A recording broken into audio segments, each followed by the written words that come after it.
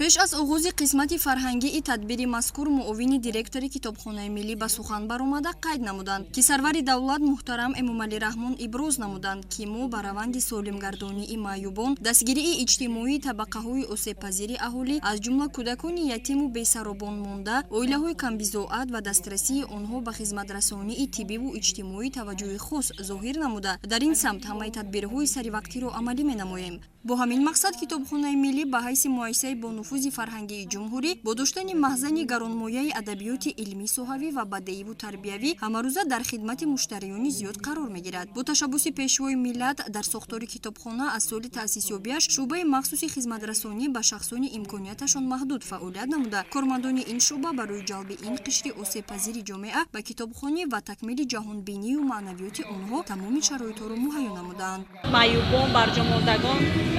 камбизоатон ҳеҷ вақт аз назари ҳукумат дур набуданд ва дур нахоҳанд шуд ва инчунин мо ҳамин чизҳоро ба назар гирифта барои онҳо як чорабинии фарҳангӣ фароғатӣ пешниҳод намудем ки боиси болидароҳии ҳар як нафар шахсони имконияташон маҳдуд дошта мебошад. ҳамзамон ба як қатор кормандон ва аъзоёни фаъоли китобхона сипоснома дар вазъияти тантанавӣ супорида шуд. Сипас қисмати фароғатии тадбири фарҳангӣ бо ҷалби санъаткорони шинохта шурӯъ гардид ва хурсандии иштирокчиёни ин тадбирро ҳадду канор набуд. боиси ифтихор аст ки имрӯз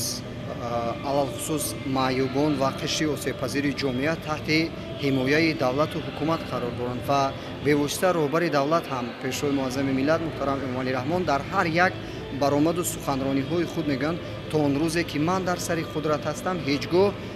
ягон нафар аз маъюбон ва ё худ ятимону бепарасторонро беназорат намегузорам ва худ баланд гардидани ва худ ҳамасола баланд гардидани нафақаи маъюбону пиронсолон ё ин ки ба донишгоҳу донишкадаҳои олии кишвар ва на танҳо дар донишгоҳҳои олии кишвар балки дар донишгоҳу донишкадаҳои берун аз кишвар низ имрӯзҳо маъюбон таҳсил менамоянд. Дар ҳар як муассисаву корхонаҳои давлативу хусусӣ имрӯз 30% ё худ аниқтараш 25% онҳоро маъюбон ташкил медиҳанд ки ин бевосита далолат аз он медиҳад ки маъюбон низ қишри хуб ҷудонашавандаи ҷомеа ҳастанд. санаи 8 июл ҳамчун рӯзи маъюбон дар тоҷикистон ҷашн гирифта мешавад ва муассисаи давлатии китобхонаи миллӣ дастгоҳи иҷроияи президенти ҷумҳурии тоҷикистон низ ба ҳамин муносибат чорабиниеро баргузор карда истодааст ва ҳунармандон аз гӯшаву канори ҷумҳурия мо дар ин ҷо ҳузур доранд. бисёр ҳам якчорабинӣ дар сатҳи хуб гузашта истодааст ва сипос мегӯем ба асосгузори сулҳу ваҳдати миллӣ пешвои муаззами миллат муҳтарам Эмомалираҳмон, чун мо равшанзамирон ва маъюбону бепарасторонро аз мадди назар дур намемонанду аз ҳоли мо зуд огоҳ мешаванд ва зери ҳимояи давлату ҳукумат қарор медиҳанд.